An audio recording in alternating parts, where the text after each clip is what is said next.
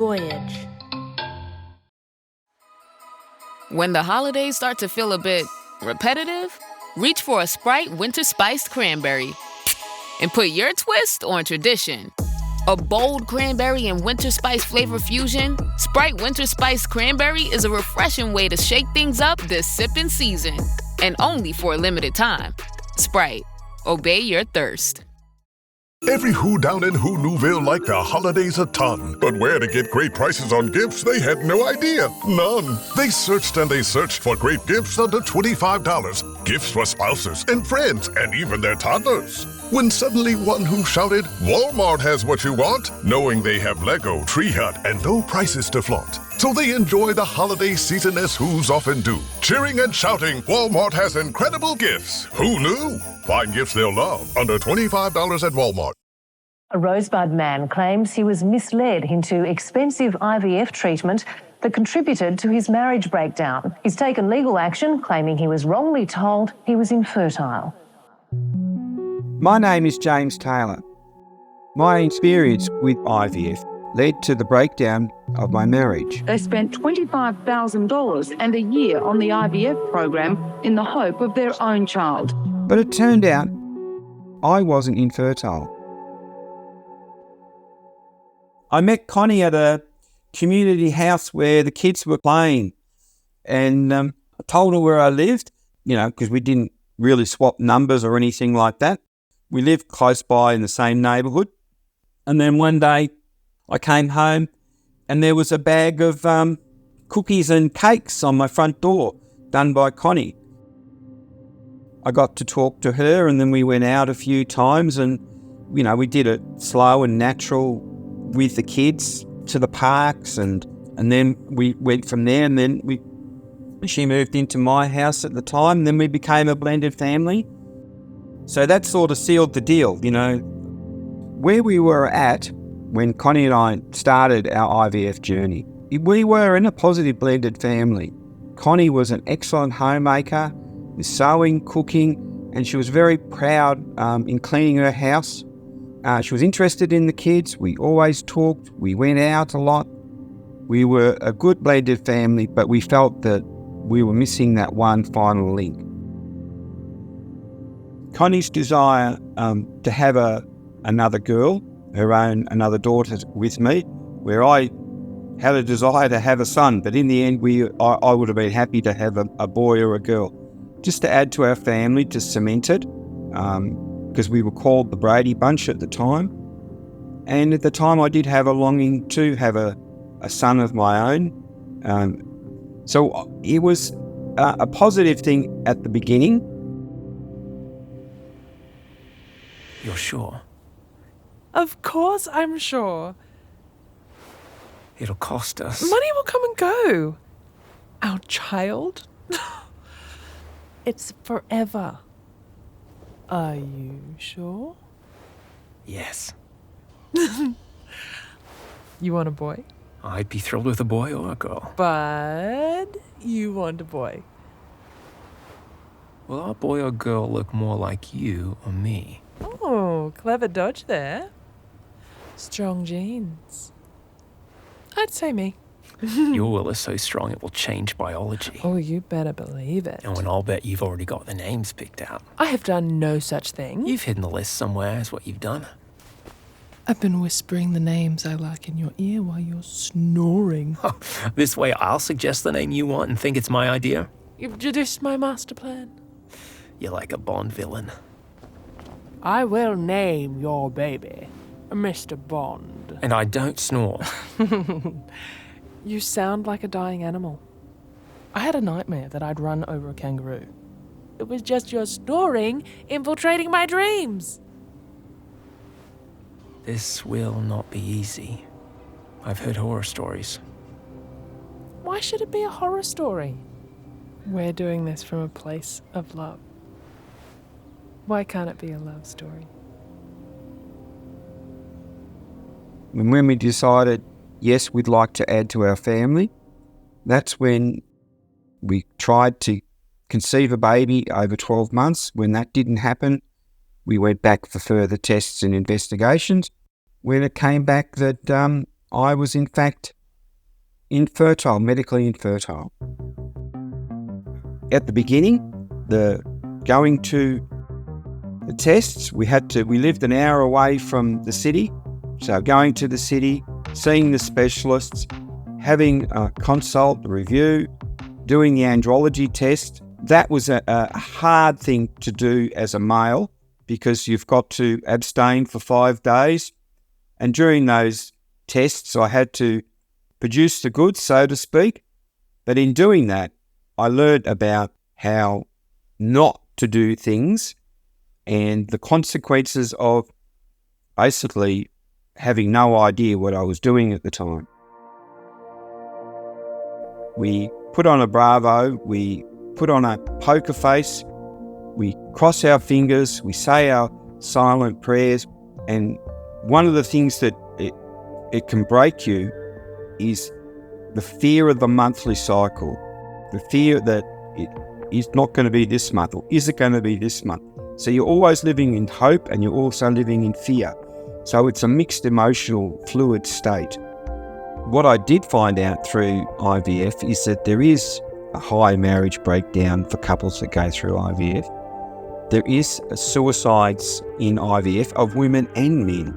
So it is devastating for someone to long to have a baby and a couple to have a baby and not have one.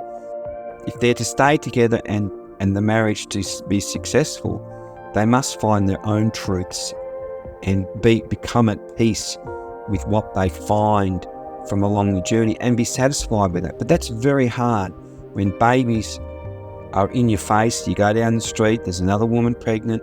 Every time we went shopping, it brought up issues. Connie would see another baby and that would make tears in her eyes. We have a lady couple that we knew through my church. When we started our IVF journey, they'd gotten married. They ended up, by the time Connie and I broke up, they had 3 children. And for the Connie, that was just devastation and emotional. And even for me, it was like I wanted to avoid them in the end. If I saw them with Connie, I would walk the other way because I knew that what pain it would cause both of us.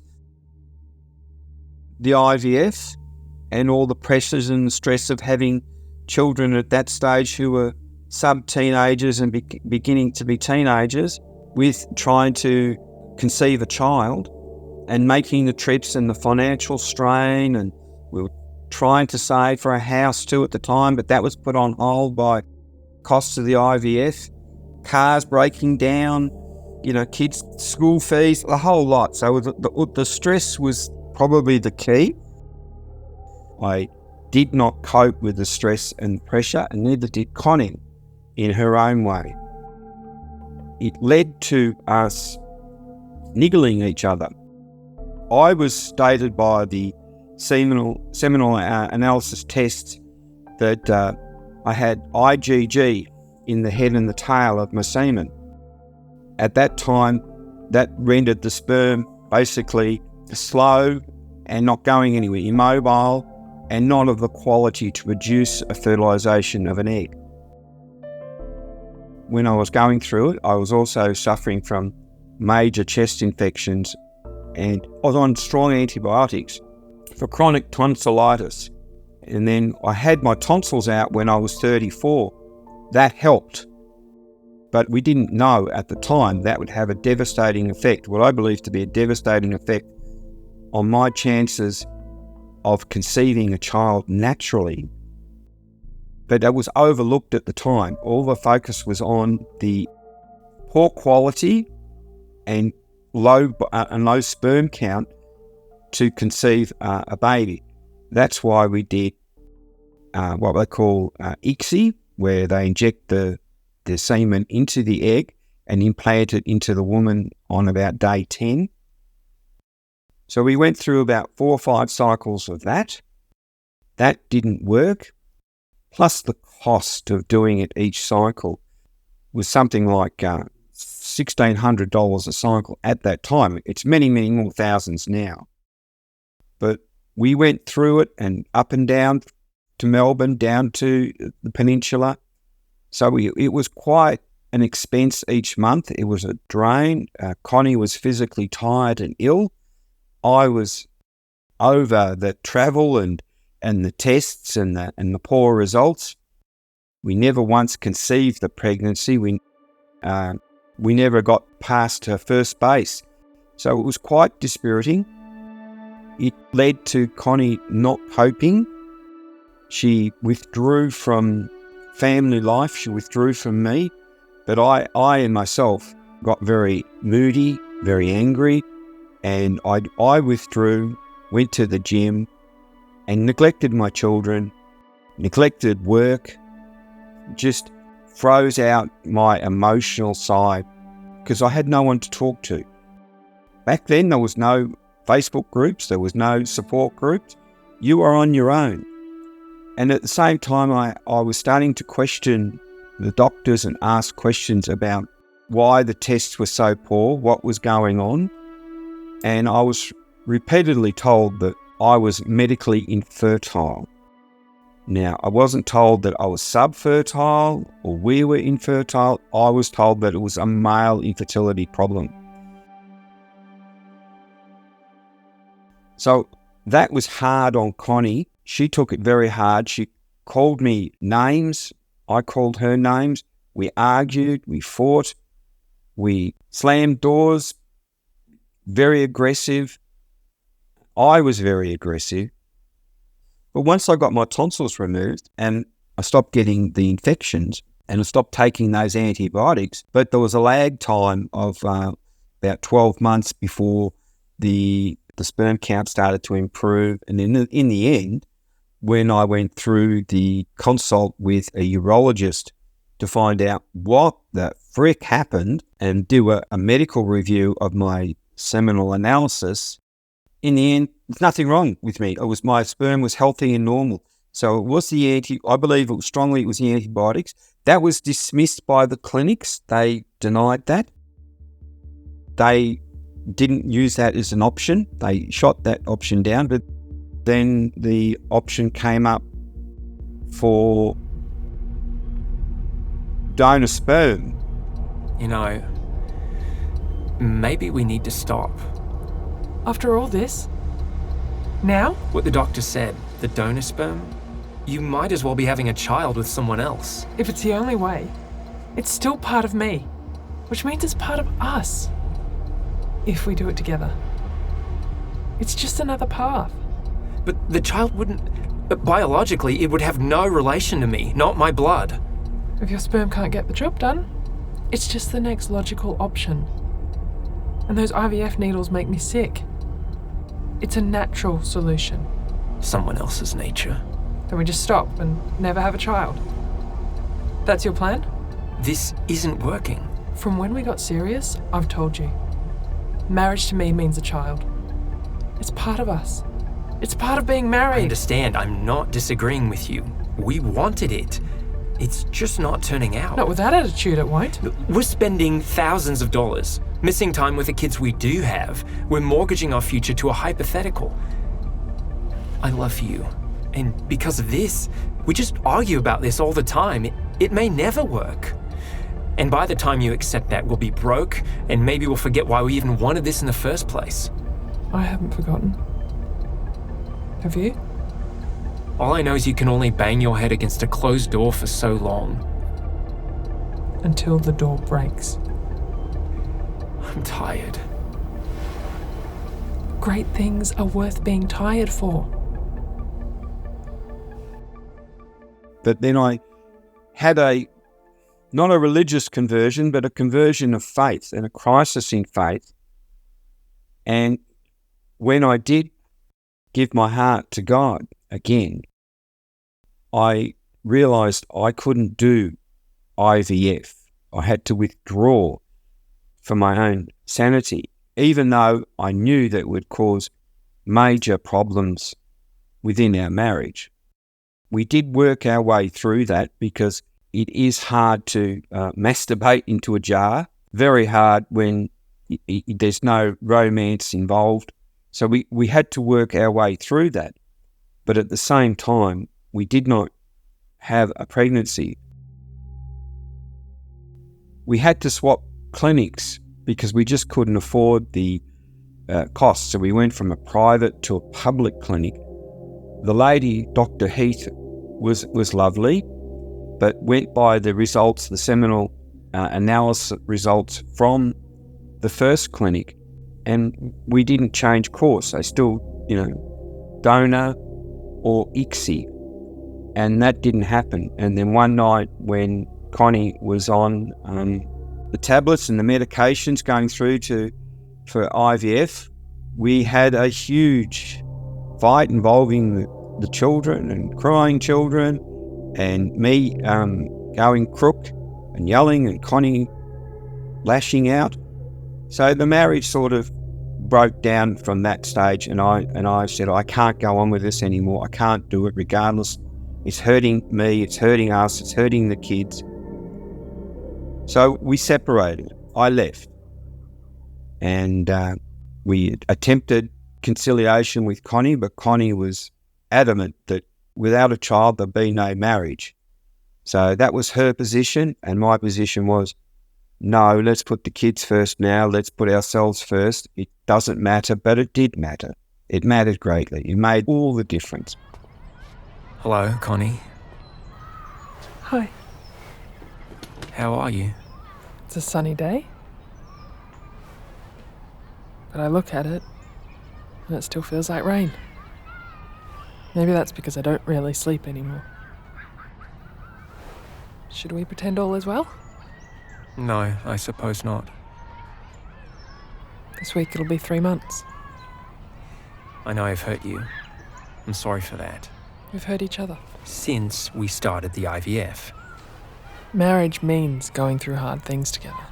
I can only speak for myself. For me, it's been painful. And I've made my peace with it. I'll never have any more children. But that doesn't mean we can't be a family together. If I give up trying to have a baby because you don't want to have a child with me. With us being where we are, do you really want to start up the IVF treatments again? Now? Is that the best thing for both of us? Maybe we just need to stop. Take a year. Remember who we are to each other. It's not that hard for me to remember. I wrote to the doctor. There's other medications they can try. I've leased a house. Since when? A few weeks ago. You already decided this, and I decided I can't do IVF anymore. I don't think we'd survive. But we're not surviving now. Because you're moving into a new house. I'll come get my stuff on Saturday. I'll let you know before, in case you don't want to be there.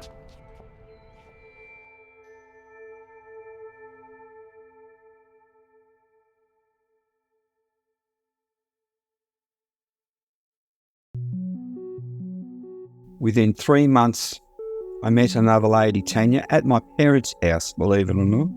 Tanya was a very quiet, emotional woman in her own way, could read the room, could read people's body language, very intelligent. People would be confident in saying something to her and seeking her advice, but more shy, very private, just wanted to have a peaceful, happy life at home. She'd been married before and been disappointed in that previous marriage. So they were both different personalities. Both were very honest, clean, hardworking. And that was the attraction for me, myself. And we got together a couple of months later. Within 6 months, she was pregnant. And I started asking questions, demanding answers, because that wasn't supposed to happen. The hardest thing I've ever had to do in my life was go back to Connie, my then still wife, and let her know that another woman was pregnant by me.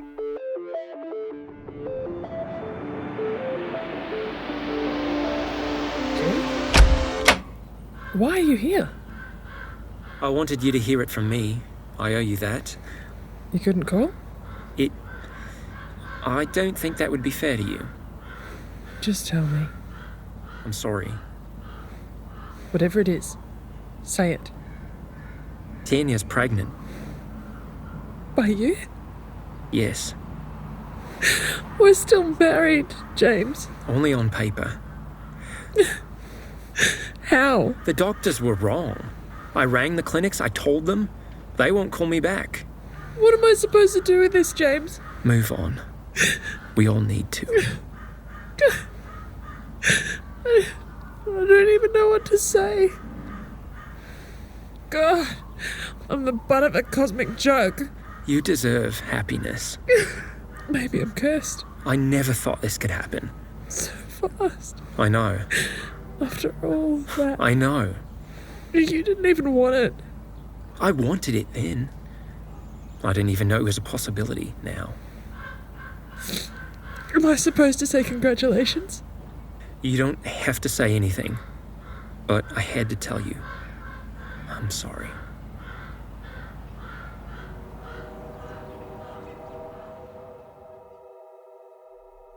That still haunts me to this day because she collapsed at the front door and sobbed. And I had mixed emotions at the time. How do you break that news to someone who so desperately wanted to have a baby that you're having a baby with someone else? We worked through that. Our oldest boy, my oldest son, was born. I wrote to the clinics, no response. Mr. Taylor took his case to the Victorian Civil and Administrative Tribunal. So I went through the civil courts, the civil tribunals, and I was able to get a win. My first win was getting it listed for conciliation, arbitration and conciliation, where I thought, well, I can get some answers here. Why weren't using world's best practice? But the IVF watchdog says the program is heavily regulated. In order for people to go through this process, there are quite a lot of checks that have to be undertaken along the way. The clinics used their own standard of testing for seminal fluid for male infertility. They didn't use world's recognised practice. We argued. I was overwhelmed by who I was facing. I was facing doctors who were also lawyers, and so their tone, their voice, they're very dismissive, full of contempt for me for even bringing a claim or for asking questions. There are very comprehensive complaints mechanisms where people can go through the Health Services Commissioner's Office or through the Medical Practitioner Board.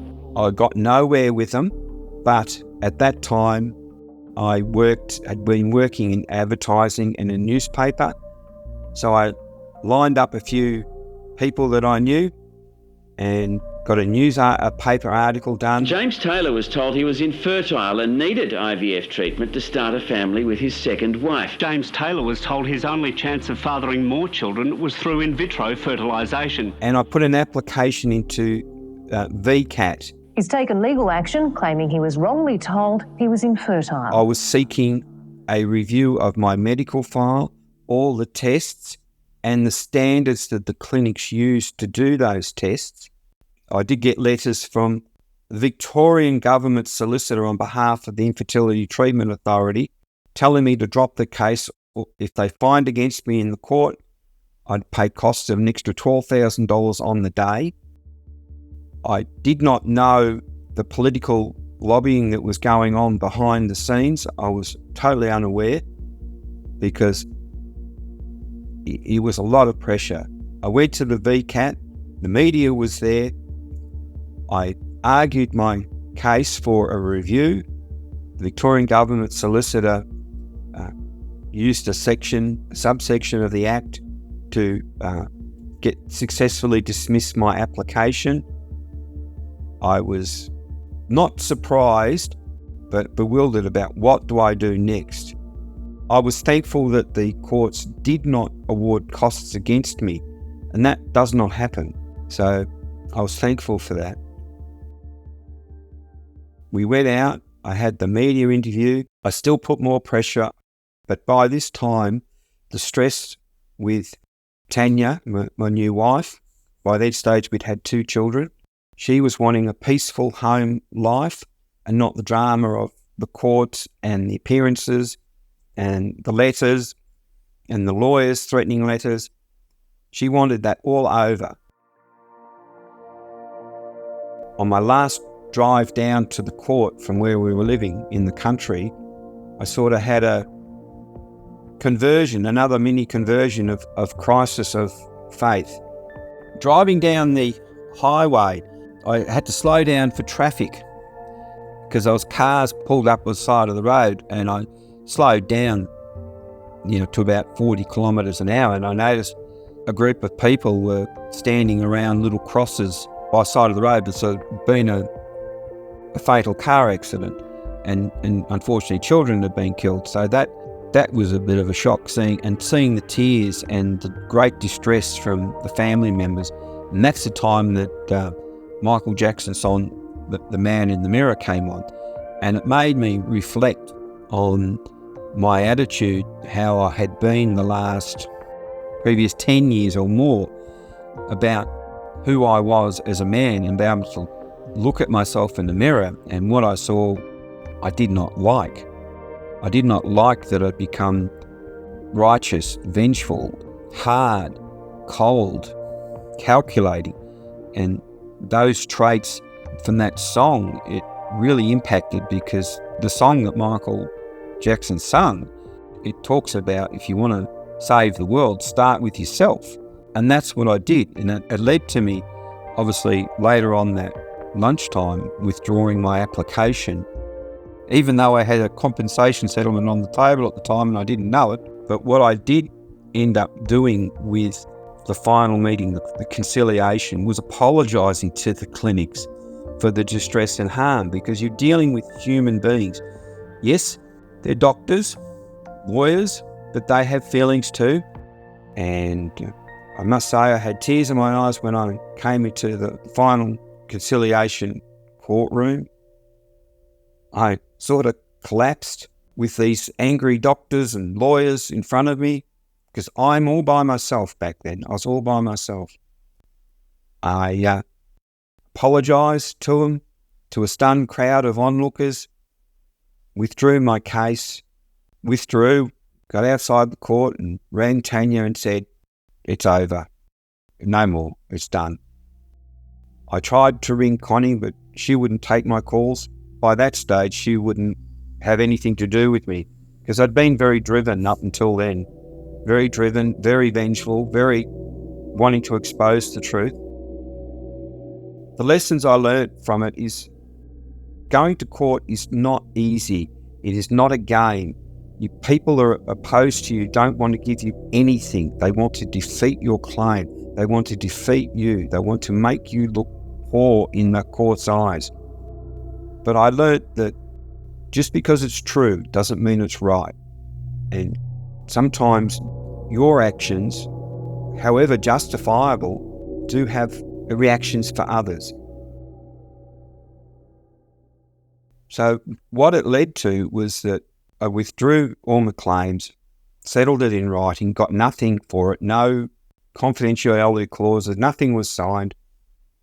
But within about 18 months later, Tanya was in the park and some ladies approached her because they saw our youngest son who'd been on television with me, and she started chatting with him.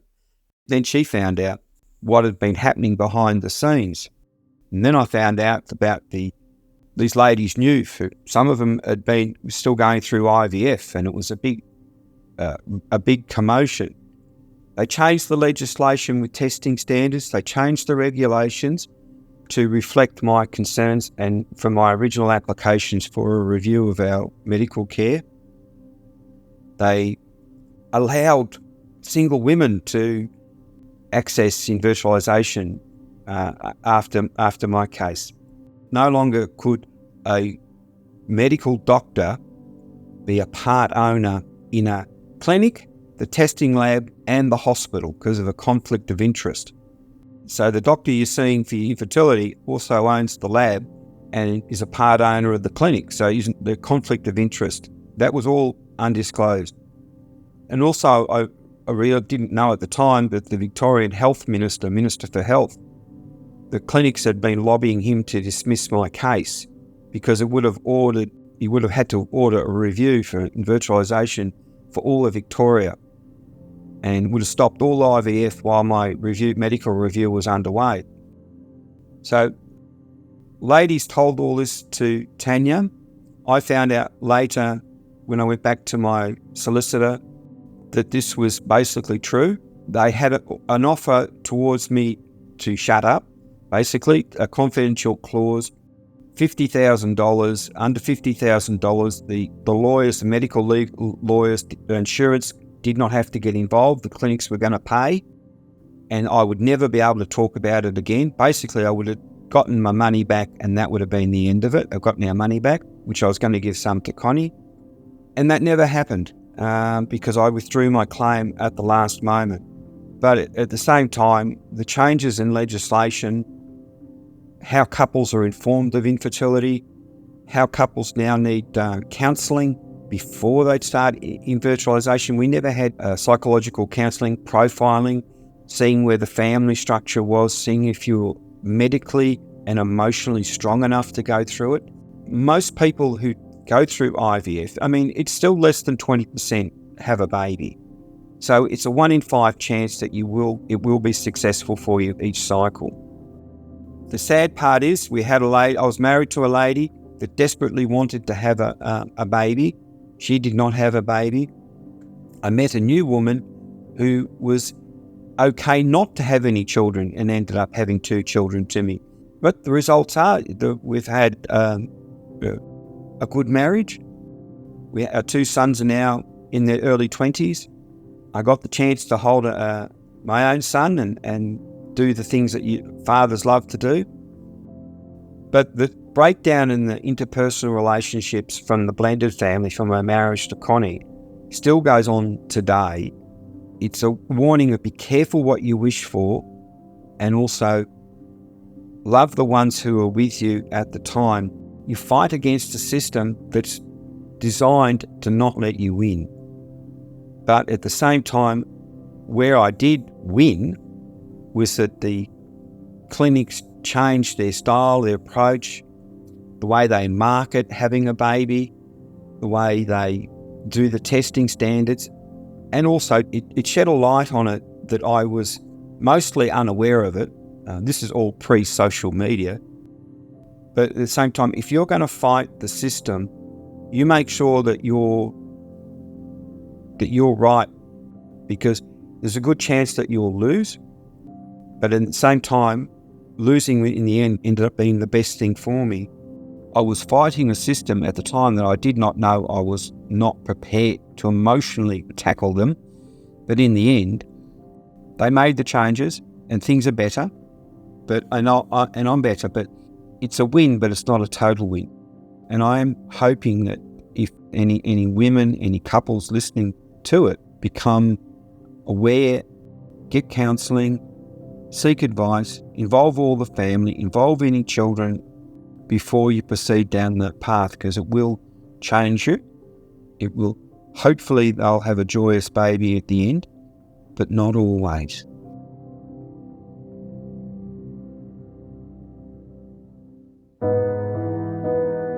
Hope Lives Here is a production of Voyage Media. The series is produced by Nat Mundel, Robert Mitas, and Dan Benamor. This episode, The Emu Club, was written, directed, and produced by Dan Benamor. Executive produced by James Taylor. Based on James's screenplay, The Emu Club. Edited, sound design, and mixed by Nick Messitte. If you're enjoying the show, please leave us a 5-star review on Apple Podcasts and subscribe now for future episodes.